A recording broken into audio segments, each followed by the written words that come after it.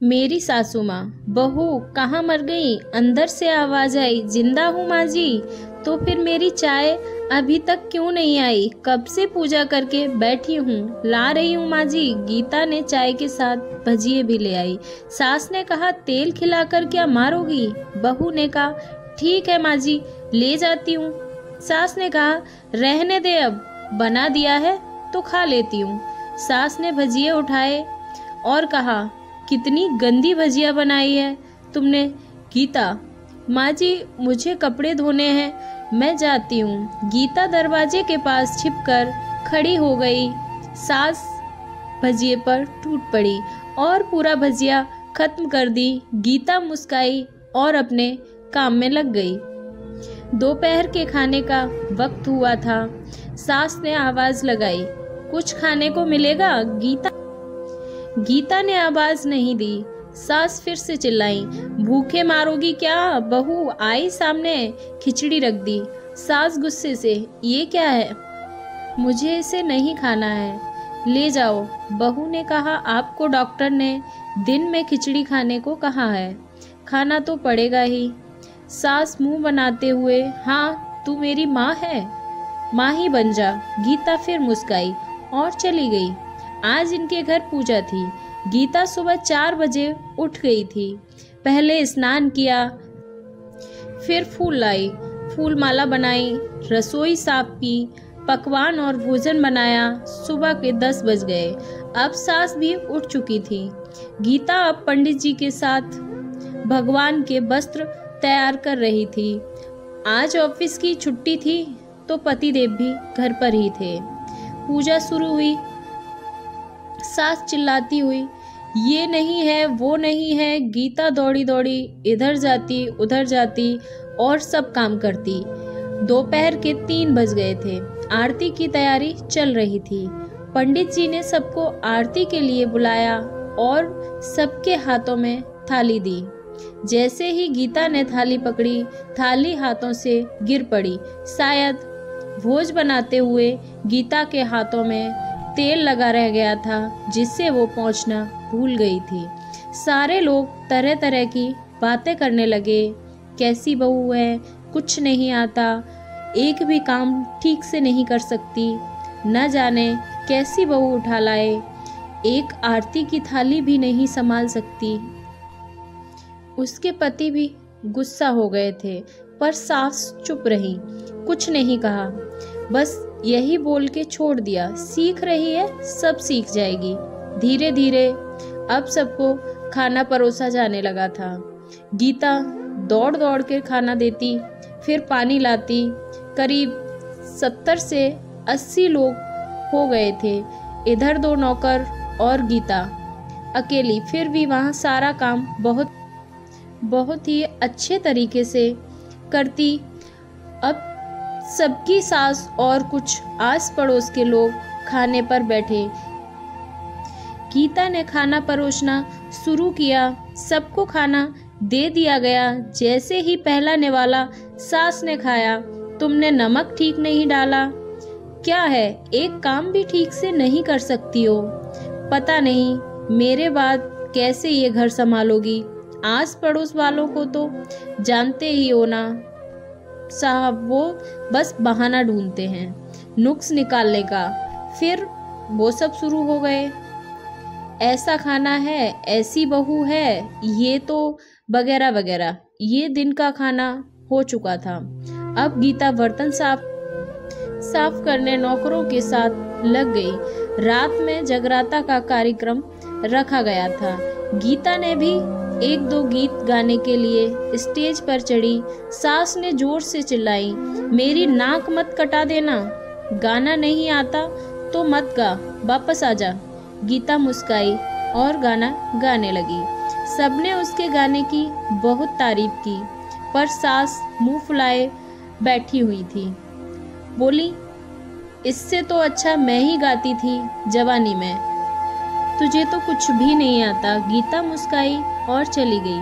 अब रात का खाना खिलाया जा रहा था। उसके पति के ऑफिस के दोस्त साइड में ही ड्रिंक करने लगे। उसका पति चिल्लाता, थोड़ा बर्फ लाओ तो सास चिल्लाती, यहाँ दाल नहीं है। फिर चिल्लाता, कोल्ड ड्रिंक नहीं है, पापड़ ले आओ। इधर उधर आखिरी में उसके पति की शराब गिर पड़ी उसके एक दोस्त पर और बोतल टूट गई। पति गुस्से से दो झापड़ अपनी पत्नी को लगाते हुए कहता है, जाहिल कहीं की, देखकर नहीं चल सकती, तुझे इतना भी काम नहीं आता। सारे लोग देखने लगे। उसकी पत्नी रोते हुए कमरे की तरफ दौड़ी। फिर उसके दोस्तों ने कहा, क्या यार, पूरा मूड खराब कर दिया। यहाँ नहीं बुलाया होता, हम कहीं और पार्टी कर लेते। कैसी अनपढ़ गवार बीबी ला रखी है तूने। उसे तो मेहमानों की इज्जत तक करना नहीं आता, काम करना तक नहीं आता। तुमने तो हमारी बेइज्जती कर दी। अब आस पड़ोस की औरतें और उनको भी बहाना मिल गया। वो कहने लगी, देखो क्या कर दिया तुम्हारी बहू ने, कोई काम नहीं कर सकती। मैं कहती हूँ अपने बेटे की दूसरी शादी करा दो, छुटकारा पाओ और इस गवार से। सास उठी और अपने बेटे के पास जाकर उसे थप्पड़ मारा और कहा, अरे नालायक, तुमने मेरी बहू को मारा।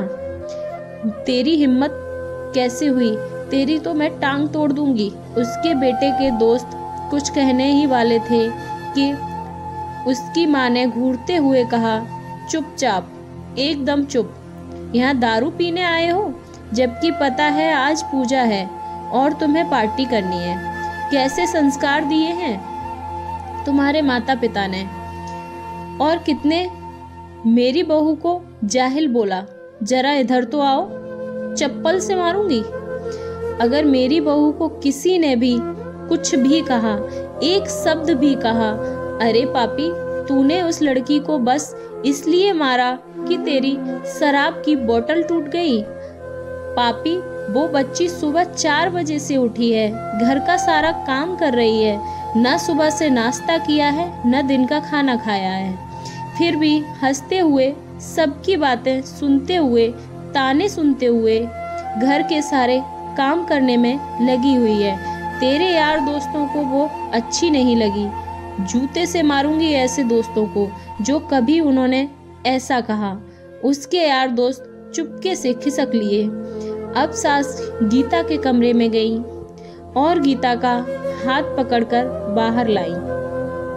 सबके सामने कहने लगी, किसने कहा था अपनी बहू को घर से निकाल के दूसरी बहू को लाने के लिए? जरा सामने आओ। कोई सामने नहीं आया। फिर सास ने कहा, तुम जानते भी हो इस लड़की के बारे में? ये मेरी माँ भी है, मेरी बेटी भी है। माँ इसलिए है मुझे गलत काम करने पर डांटती है, और बेटी इसलिए है कभी कभी मेरे दिल की भावनाएं समझ जाती है, मेरी दिन रात सेवा करती है, मेरे 1000 ताने सुनती है, पर एक शब्द भी गलत नहीं कहती, न सामने न पीठ पीछे। और तुम कहते हो दूसरी बहू ले आऊं? याद है न छुटकी की दादी अपनी बहू की करतूत? सास ने गुस्से से पड़ोस की महिला को कहा, अभी पिछले हफ्ते ही तुम्हारे बच्चे तुम मियाँ बीवी को भूखे छोड़कर घूमने चले गए थे। मेरी इसी बहू ने 7 दिनों तक तुम्हारे घर पर खाना पीना, यहाँ तक कि तुम्हारे पैर दबाने जाती थी, और तुम इसे जाहिल बोलती हो? जाहिल तो तुम सब हो। कोयल और हीरे में फर्क ही नहीं जानते। अगर आइंदा मेरी बहू के बारे में किसी ने एक लफ्ज भी बोला तो मुझसे बुरा कोई नहीं होगा, क्योंकि ये मेरी बहू नहीं, बेटी है। गीता सिसकियां लेते हुए फिर अपने कमरे में चली गई। सास ने एक प्लेट उठाई और भोजन परोसा, बहू के कमरे में खुद ले गई। सास को भोजन लाते देख गीता ने कहा, अरे माँ जी, आप क्या कर रही हो, मैं खुद ले लेती। सास ने प्यार से ताना मारते हुए कहा, डर मत, इसमें जहर नहीं है, मार नहीं डालूंगी तुझे नई सास चाहिए होगी, पर मुझे अभी तू ही मेरे घर की बहू चाहिए। गीता ने अपनी सास को रोते हुए गले से लगा लिया। सास भी रो पड़ी और कहा, चल खाना खा ले। फिर मजाक करते हुए कहा, फिर मेरे पैर दबाने चले आना, और ये ख्याल मन में मत लाना कि सास रोज मुझसे पैर दबाने को बोलती है। किसी दिन मैं इसका गला दबा दूंगी, क्योंकि कभी मैं भी यही सोचती थी। दोनों हंसने लगी। कुछ रिश्ते बहुत मीठे होते हैं, कुछ बातें कड़वी होती हैं। जय श्री कृष्णा। स्टोरी अच्छी लगी हो तो please like and subscribe. Thank you.